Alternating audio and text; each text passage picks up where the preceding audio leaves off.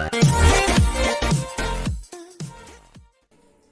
Friends, welcome back to my channel Saraswati commerce academy. तो friends, आज हम करने वाले हैं अपना न्यू वीडियो सेशन, ठीक है। और आज हम करेंगे चैप्टर नंबर 5 जिसका नेम है accounting standards and international financial reporting statements, ठीक है। आज हम इस चैप्टर का एक न्यू कंसेप्ट करेंगे, ठीक है। आज का जो हमारा टॉपिक का नेम है वो है अकाउंटिंग स्टैंडर्ड्स के क्या क्या यूटिलिटी और बेनिफिट्स हैं, यानी कि इसके क्या क्या एडवांटेजेस हैं और इसकी क्या क्या लिमिटेशंस हैं। हमने अपने प्रीवियस वीडियो में क्या सीखा था, हमने ये किया था उसके अंदर कि अकाउंटिंग स्टैंडर्ड्स क्या होते हैं, उसकी नीड क्यों अराइज हुई है, ठीक है, उसका नेचर क्या था और उसके ऑब्जेक्टिव्स क्या थे। हमने ये सब अपने प्रीवियस वीडियो में कर लिया है और उससे पहले हमने अपने 4 चैप्टर्स जो है वो कवर कर लिए हैं। अगर आपको उनका लिंक चाहिए तो आपको डिस्क्रिप्शन बॉक्स में मिल जाएगा। प्लेलिस्ट वहां पर क्रिएट हुई है, तो वहां पे आप देख सकते हैं अगर आपको कोई भी टॉपिक समझना हो तो चलिए अब स्टार्ट करते हैं कि यूटिलिटी और बेनिफिट्स इसके क्या क्या हैं।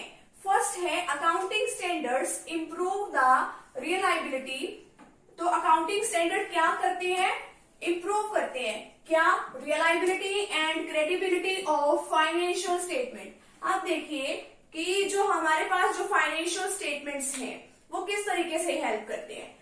हमारे यहाँ पर कि जो भी बिजनेस होता है, ठीक है, हमारा जो भी बिजनेस होता है तो उसके बारे में काफी लोग जानने में इंटरेस्टेड रहते हैं जो कि बिजनेस की एक्टिविटीज में पार्टिसिपेट करते हैं, ठीक है। उनको नॉलेज होनी चाहिए हर एक बात के बारे में, ठीक है। और वो नॉलेज उनको कहाँ से मिलती है, फाइनेंशियल स्टेटमेंट से मिलती है, ठीक है। अब कौन कौन ऐसे लोग हैं कि जिनको चाहिए, काफी टाइप की हमारी पार्टीज होती है, जैसे कि हमारी गवर्नमेंट है उसको इन्फॉर्मेशन चाहिए, हमारा ओनर है उसको चाहिए, ठीक है, हमारे इन्वेस्टर्स को चाहिए, हमारे क्रिएटर्स को चाहिए, हमारे मैनेजमेंट को चाहिए, ठीक है। क्या चाहिए कि जो हमारी जो इन्फॉर्मेशन है उनको वो सब चाहिए, ठीक है। अब वो सब जो भी इन्फॉर्मेशन लेंगे, अब उनको ये भी तो होना चाहिए ना कि वो ट्रू और फेयर पिक्चर जो है वो दिखा रही है। अब जो इसमें क्या कहा है कि जो अकाउंटिंग स्टैंडर्ड्स है अब वो दे दिए गए हैं। अकाउंटिंग स्टैंडर्ड्स को अब यूज किया जाने लगा है फाइनेंशियल स्टेटमेंट्स को तैयार करते टाइम पे, ठीक है। क्यों, अब देखो जो अकाउंटिंग स्टैंडर्ड्स है उसमें क्या कह रखा है कि जो भी पॉलिसी आपको लेनी है वो एक ही बार लेनी है, और जो डाइवर्स आपकी पॉलिसीज होती थी, यानी कि काफी ज्यादा जो पॉलिसीज होती थी उसको डाइवर्सिफिकेशन को खत्म कर दिया गया है, ठीक है। अब सभी लोग एक ही जैसा काम करते टाइम एक ही जैसा मेथड को अडॉप्ट करेंगे, ठीक है। तो इसमें ये बताया गया है, अब जब एक ही जैसा पॉलिसीज बता रखी है कि किस मेथड से वो मतलब कि किस मेथड से क्या काम हुआ है, ठीक है, तो वो सही पिक्चर डिपिक्ट कर रहे हैं। तो इसीलिए क्या कह रखा है कि ये काफी रियलाइबल हो चुकी है, ठीक है, अकाउंटिंग स्टैंडर्ड्स के आने से, क्योंकि अब पॉलिसीज वगैरह जो है वो बन चुकी है कि ये काम इस पर्टिकुलर मेथड से करना है, उसमें रूल्स बन चुके हैं, गाइडलाइंस वहां पर आ चुकी है, ठीक है। नेक्स्ट है हमारे पास accounting standard ensure the consistency.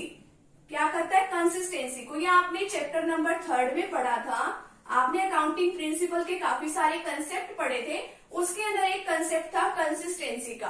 Consistency क्या होता है कि जो भी मेथड आप अडॉप्ट कर रहे हो, ठीक है, वो आपके लंबे टाइम पीरियड तक आपको वही अडॉप्ट करते चलना है। क्यों, क्योंकि उसकी वजह से ही आपके जो प्रॉफिट एंड लॉसेस जो है वो बिल्कुल सही आएंगे। अगर आप कोई एक मेथड, मान लो आप डेप्रिसिएशन को यूज कर रहे हो, ठीक है, डेप्रिसिएशन का यूज किस लिए किया जाता है, एसेट्स की वैल्यू को कम करने के लिए। आप 1 साल तो कर रहे हो स्ट्रेट लाइन मेथड का यूज और 1 साल कर रहे हो रिटर्न डाउन वैल्यू मेथड का यूज, तो अपने आप ही डेप्रिसिएशन गलत निकलेगी बाद में जाके, यानी कि आप खुद ही कंफ्यूज हो जाओगे। तो अब इससे क्या कह रखा है कि आपको कंसिस्टेंसी को यूज करना है और कंपेरेबिलिटी, यानी कि अगर आप कंसिस्टेंसी से एक ही मेथड को यूज करोगे तो आपको फर्दर अगर अपने ही अकाउंट्स को अगले साल अगर आपको कंपेयर करना है तो आप इजीली कर सकते हो, ठीक है।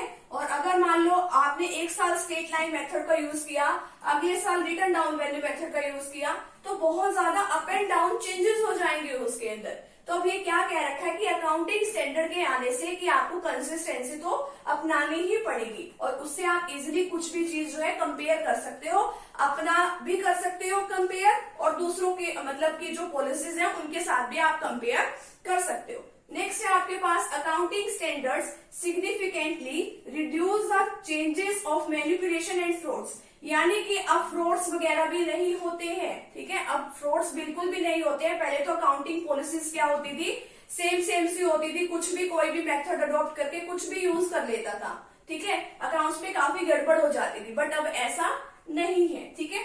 और लास्ट हमारे पास आता है हेल्प्स टू ऑडिटर्स। अब ये जो फाइनेंशियल स्टेटमेंट्स है वो ऑडिटर्स को हेल्प करते हैं। किस तरीके से, जो हमारे ऑडिटर्स है, यानी कि ऑडिटर एक पर्सन होता है, एक अनबायस्ड पर्सन होता है, तो वो क्या काम करता है, हमारे अकाउंट्स को आता है, हर साल चेक करके जाता है कि ये सही है या नहीं है, जो हमने बुक्स ऑफ अकाउंट्स प्रिपेयर करे हैं वो सही पोजीशन जो है सही बता रहे हैं कि नहीं, हमारा प्रॉफिट एंड लॉस, हमारी बैलेंस शीट हमारी सही है कि नहीं, ये सब चीजें वो बताता है। तो वो फाइनेंशियल स्टेटमेंट्स को देखता है कि क्या उन्होंने अब अकाउंटिंग स्टैंडर्ड्स के अकॉर्डिंग जो रूल्स और गाइडलाइंस बनाई है उनको वो फॉलो कर रहे हैं कि नहीं, वो ये चीज जो है वो चेक करके जाता है, ठीक है। तो ये जो है हमारे क्या हो गए, बेनिफिट्स हो गए। अगर मान लो कोई भी चीज ऐसी है कि अगर मान लो कुछ भी फॉलो नहीं किया गया उन गाइडलाइंस को, तो ये अपनी रिपोर्ट में मेंशन कर देता है। इसको एक अपनी रिपोर्ट बनानी होती है, उस रिपोर्ट में मेंशन कर देता है कि जो भी काम हमारी ऑर्गेनाइजेशन ने या जो भी काम हमारे बिजनेस ने किया है, तो ठीक है, तो वो सारी की सारी रिपोर्ट में वो चीजें मेंशन करके देता है, ठीक है। तो अगर बाय चांस कुछ गड़बड़ हो जाती है, कोर्ट में कुछ केस हो जाता है, तो ये अपना प्रूफ दे सकता है कि देखो भाई मैंने तो अपना काम सही से किया, कि इस ऑर्गेनाइजेशन ने इस काम को इस तरीके से किया और इस काम को इस तरीके से किया। तो ये है हमारी यूटिलिटी। नेक्स्ट हमारी आती है लिमिटेशंस, क्या क्या है अकाउंटिंग स्टैंडर्ड्स की। एक ये रिजिड नेचर की है, ठीक है। रिजिड नेचर का मतलब होना कि एक जैसी, मतलब कि कोई भी प्रॉब्लम हो जाए तो ये कहता है कि हाँ भी हम इस अल्टरनेटिव सॉल्यूशन नहीं ढूंढ सकते। ये कहता है कि एक ही मेथड को यूज करो, एक ही मेथड के साथ यूज करके आप इस सॉल्यूशन कर लो इसका, ठीक है। सेकेंड है बेस्ड ऑन हिस्टोरिकल कॉस्ट। आपने थर्ड चैप्टर में इसका भी कंसेप्ट पढ़ा होगा हिस्टोरिकल कॉस्ट का। ये कहता है कि जो भी हमारी असेट्स होती हैं उसको हम बुक वैल्यू पे कंसीडर करें, बुक वैल्यू पे हम उसको नोट डाउन करें और डेप्रिसिएशन भी लगाएं, तो वो उस हिस्टोरिकल कॉस्ट के बेसिस पे लगाने हैं, ठीक है। और लास्ट हमारे पास आती है obstruct the judgement of auditors. ये ऑडिटर्स की जो जजमेंट होती है उसको ऑब्स्ट्रक्ट करता है, ठीक है। वैसे तो मैंडेटरी होती है बट उसको ये ऑब्स्ट्रक्ट भी करता है। अब ये जो है हमारे इस वीडियो सेशन में हमारा कवर हो चुका है कि हमारे इसके बेनिफिट्स क्या क्या है और यूटिलिटी क्या है और इसकी लिमिटेशंस क्या है। नेक्स्ट वीडियो सेशन में हम करेंगे IFRS के बारे में, ठीक है। तो आज का जो हमारा वीडियो सेशन है वो हमारा यहीं पे कंप्लीट होता है। तो फ्रेंड्स अगर आप चैनल पे न्यू है तो चैनल को आप प्लीज सब्सक्राइब कर दीजिए, वीडियो को लाइक कर दीजिए, बेल आइकन को आप प्रेस जरूर कर दीजिएगा ताकि आपको आगे आने वाली वीडियोस का नोटिफिकेशन मिलता रहे। तो मिलते हैं नेक्स्ट टॉपिक के साथ एंड नेक्स्ट वीडियो के साथ। Thank you very much.